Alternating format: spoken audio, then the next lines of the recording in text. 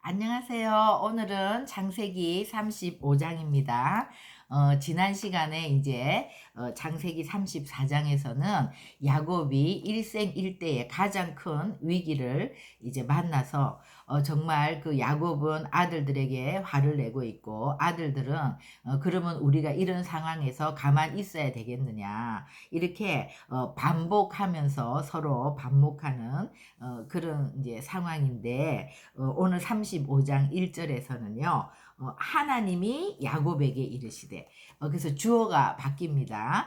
야곱이 하나님을 찾는 것이 아니라 이렇게 엄청난 위기의 순간에 이제 꼭 하나님이 나타나시죠. 이것이 이제 성경에 반복되는 패턴인데요.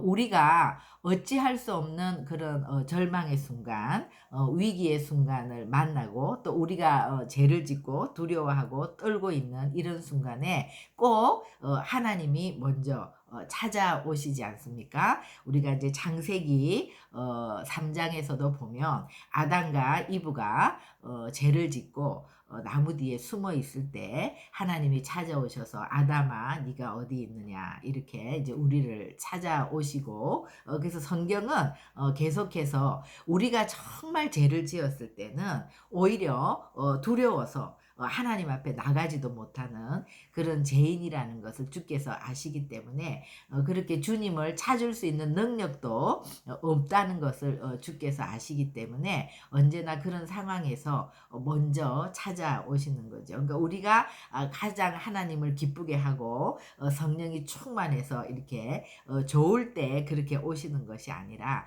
가장 마음이 정말 상하고, 가장 이렇게 우리가 낮은 자리로 가서 어찌할지를 모를 때 주님이 아이러니하게도 항상 그런 죄지은 인간을 찾아오셔서 우리를 또 응답해 주시고, 또 그런 것들을 모면할 수 있도록 하나님이 우리를 또 이끌어 주시는 그 사랑의 하나님, 창세기 이제 35장은 정말 그 사랑이신 하나님을 또 우리가 다시 한번 그런 만나는 장면이 되기를 바랍니다. 그래서 하나님이 야곱에게 이르시되 일어나 베델로 올라가라. 그러니까 여기서 일어나라는 말은 네가 이제 앉아 있으니까 일어나라, 이 얘기가 아니라 이제 이 문제에서 일어나, 문제에서 떠나서 이제는 이제 베델로 올라가라. 그러니까 문제로부터 일어나라는 얘기죠. 그래서 이제 어,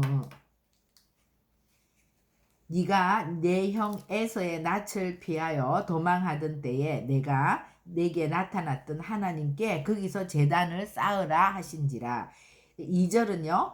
야곱이 이에 자기 집안 사람과 자기와 함께한 모든 자에게 이르되 너희 중에 있는 이방 신상을 버리고 자신을 정결하게 하고 너희들의 의복을 바꾸어 입으라. 그러니까 이제 야곱이 하나님의 임재 가운데서 주님이 하시는 말씀은 능력이 있잖아요. 그래서 이제 하나님이 일어나서 베델로 올라가라고 했을 때 야곱이 자기의 문제를 깨닫게 되는 거죠. 그리고 이제는 야곱 혼자만이 아니라 이 말씀, 하나님의 말씀이 야곱이 완전히 반응해서 자기 집안 모든 사람들에게 이제 세 가지를 얘기하는 거죠. 너희들이 이제 갖고 있는 이방 신상들을 다 버리고, 또 너희들이 마음을 정결케 하고, 그리고 이제 의복을 바꾸어 입으라. 의복을 바꾸어 입는다는 것은 우리의 그 의복은 신분을 나타내는 거잖아요. 그죠? 그러니까 이제 너희의 신분이 바뀌었다는 거. 그리고 이방 신상, 뭐 이런 부적이나 귀걸이나 막 이런 것들이 이제 있는데, 그것들을 다 갖고 와서 그거 이제 자신들의 마음을 정말 하나님만 의지하고 하나님께 예배 드릴 수 있는 그 정결한 마음으로 그렇게 하라는 거죠. 그렇게 했을 때 4절에 그들이 자기 손에 있는 모든 이방 신상들과 자기 귀에 있는 귀고리들을 야곱에게 주는지라. 야곱이 그것들을 세겜 근처 상수리 나무 아래에 묻고. 그러니까 이제 자식들도 야곱의 이 말에 다 순종해서 그대로 행하고, 이런 것들을 다 가져왔을 때 그 나무 아래 이것을 묻었다는 것은 이제 이것을 떠나서 오직 하나님만 의지하겠다는 것이죠. 그랬을 때 5절 그들이 떠났으나 하나님이 그 사면 고울들로 크게 두려워하게 하셨으므로 야곱의 아들들을 추격하는 자가 없었더라.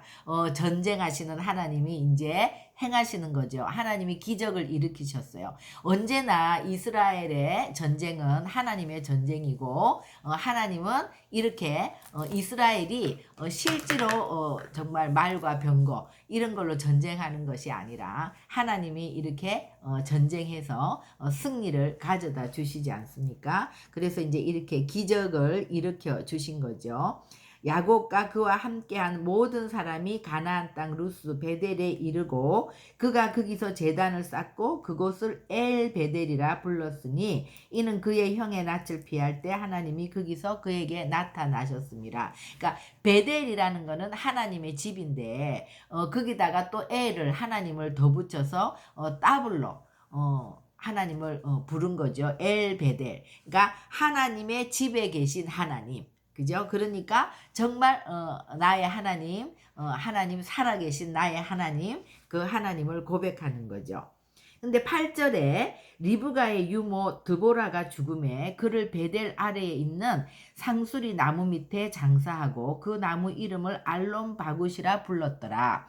갑자기 이 리브가의 유모 드보라의 죽음이 나오네요.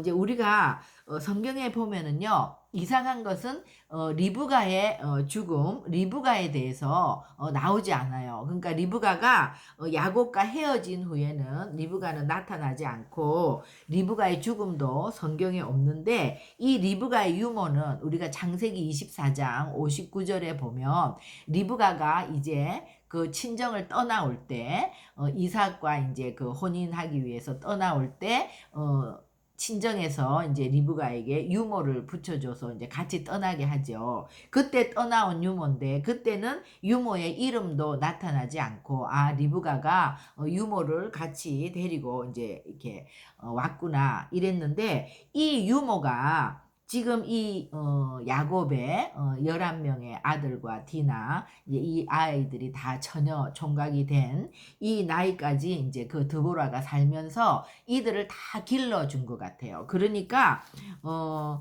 이 이제 이름을 알론 바굿이라는 것은 곡함의 상술이라고 되어 있는데 정말 애통하면서 그 아들들이 다 울면서 통곡하면서 이 유모를 장사 지내고 그 베델 아래에 있는 상수리 나무 밑에 장사했다 이렇게 나오죠. 그러니까 리브가의 유모 드보라는 정말 그 처음에는 이름도 나오지 않는 그런 유모인데 정말 그 자기의 역할 아이들을 키우고 그런 사명을 잘 감당해서 야곱의 자녀들까지 다 키워낸 그렇게 적은 일이지만 그 사명을 끝까지 신실하게 잘 감당하고 그렇게 죽었을 때 그 모든 가족들 그 아들들이 통곡하면서 묻었다는 것은 이 유모가 하나님의 마음에서는 굉장히 귀한 거죠. 그래서 우리가 큰 일이나 작은 일이나 하나님이 시작은 굉장히 미약했는데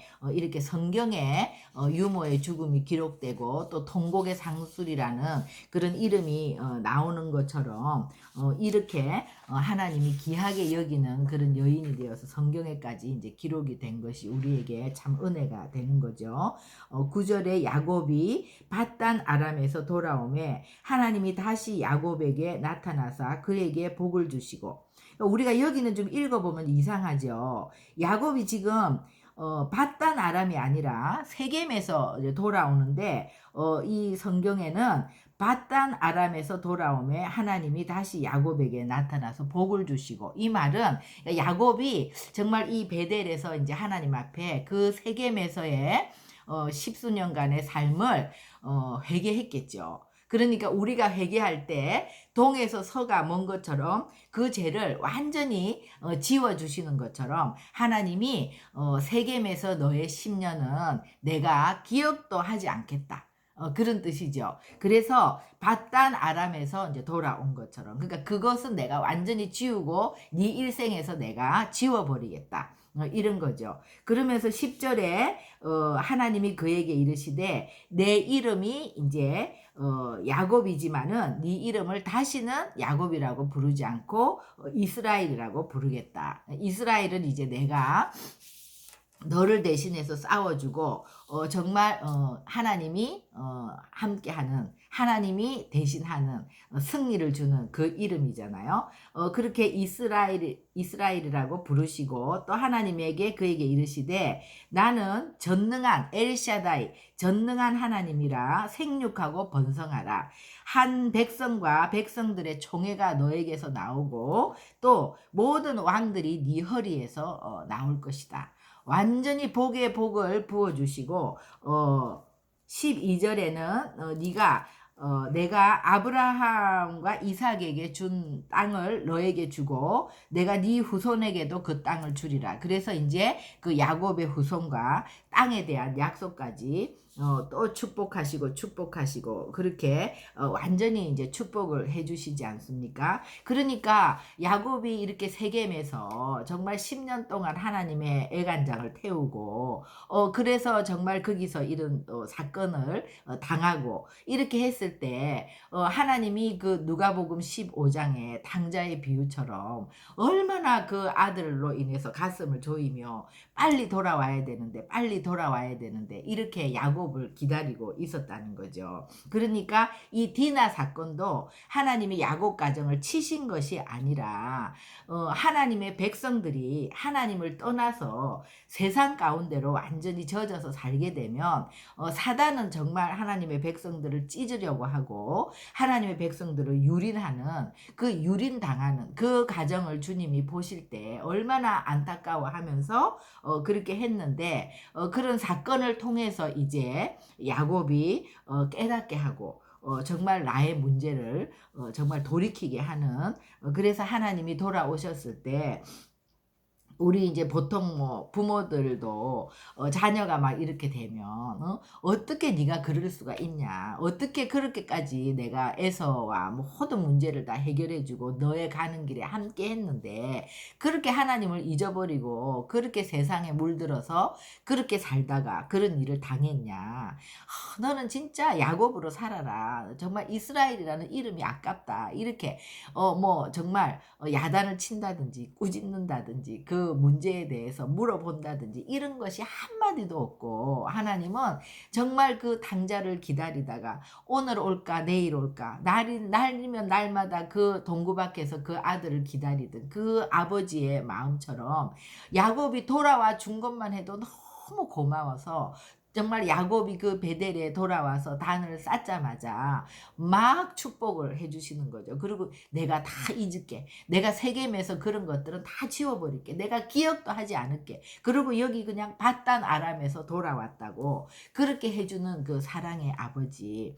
정말 우리가 믿는 하나님은 이런 하나님이시죠. 그러니까 늘 하나님께서는 진짜 우리의 어떤 그 연약함을 아시고 우리의 그 제된 본성을 아시고 우리가 정말 거기서 스스로 일어날 수도 없는 그런 자라는 걸 아시고 항상 먼저 오셔서 우리를 만나주시고 우리를 일으켜주시는 그런 하나님이신 거죠. 그래서 정말 야곱이 이렇게 베델로 왔을 때 이런 사랑의 하나님을 다시 야곱이 만나면서 너무나 그 야곱의 마음에 얼마나 큰 감격이 있었겠습니까? 그래서 이제 하나님이 그와 말씀하시던 곳에서 그를 떠나 올라가시는지라 14절 야곱이 하나님이 자기와 말씀하시던 곳에 기둥 곧 돌기둥을 세우고 그 위에 전제물을 붓고 또 그 위에 기름을 붓고 하나님이 자기와 말씀하시던 곳에 이름을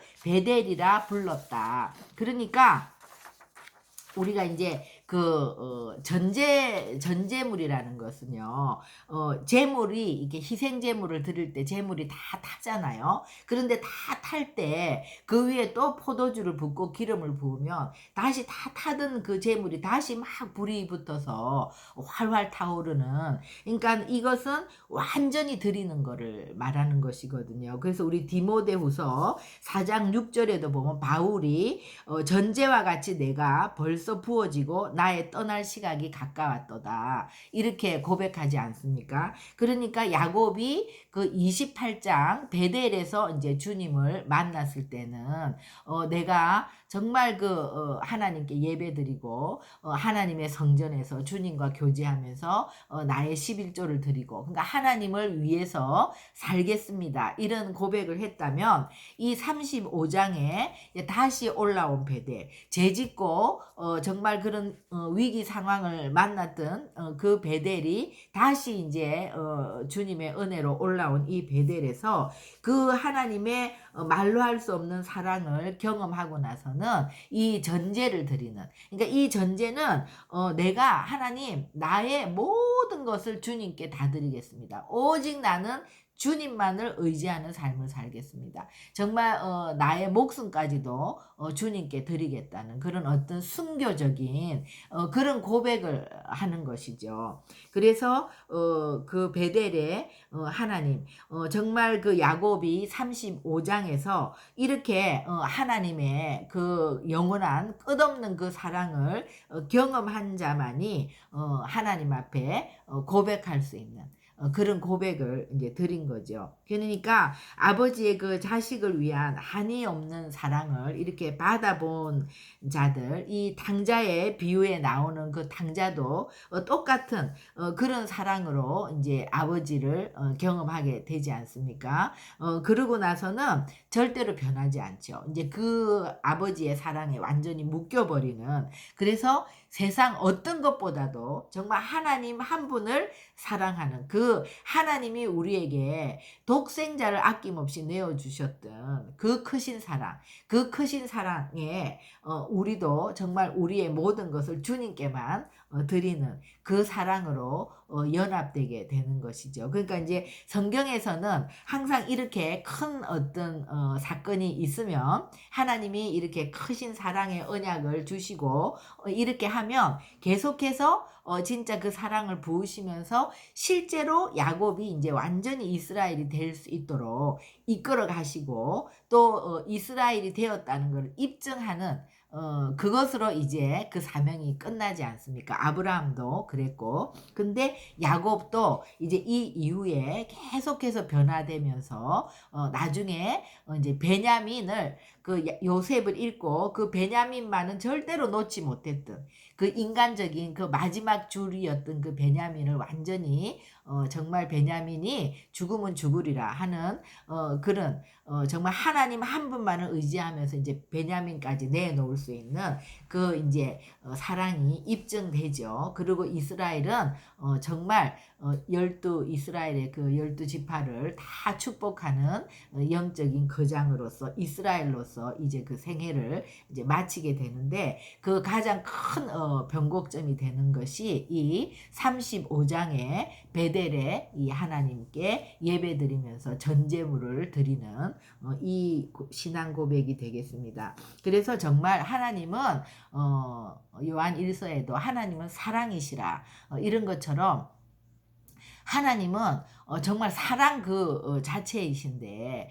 우리는 타락한 본성을 갖고 있기 때문에 우리의 이성으로는 이 하나님의 사랑이 어떻다는 게 우리가 온전히 이해할 수가 없는 거죠. 근데 하나님의 사랑은 정말 그 헤세드의 사랑, 그 헤세드는 긍휼한 하나님, 하나님의 긍휼, 또 하나님의 자비, 또 하나님의 영원한 사랑, 또 그 독생자를 주는 그 사랑, 정말 그 값어치가 없는 우리를 구원하시는 그 하나님의 은혜, 그러니까 한마디로는 해석을 할 수 없는 그 히브리 헤세드 그 원어는, 헤세드의 사랑은 그런 것들을 다 포함하고 있는 하나님의 사랑이죠. 그래서 그 정말 우리가 그 하나님의 이 헤세드 의 사랑을 입은 자, 이런 자들은 자의적으로 하나님께 사랑을 드리게 되는 그래서 35장은 너무나 놀라운 그 하나님의 사랑을 우리에게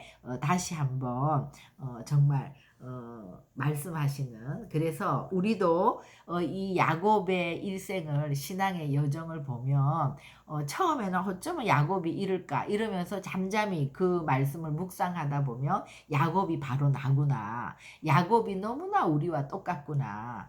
정말 교회된 우리들도 다 야곱과 같이 그 하나님의 사랑을 경험하고 또 내가 하고 싶은 대로 살고 또 그것으로 인해서 넘어지고 어찌할 바를 모를 때 또 주님이 우리를 찾아오셔서 일으켜 주시고 또 주님이 그럼에도 불구하고 우리를 축복해 주시고 계속해서 그 하나님의 사랑을 부으시면서 우리를 이끌어 가시잖아요. 그래서 결국 이제 우리가 정말 마지막 하나님과 우리와의 그 모든 목적지는 사랑이죠. 하나님과의 깊은 그 사랑의 관계로 누가 하라고 해서가 아니라 정말 하나님을 위해서 우리의 모든 것을 드려도 아깝지 않는 그 주님만을 정말 우리가 바라게 되는 그런 자리로 하나님은 하나님의 백성들을 이끌어 가시는 줄로 믿습니다. 그래서 우리도 오늘 야곱과 같이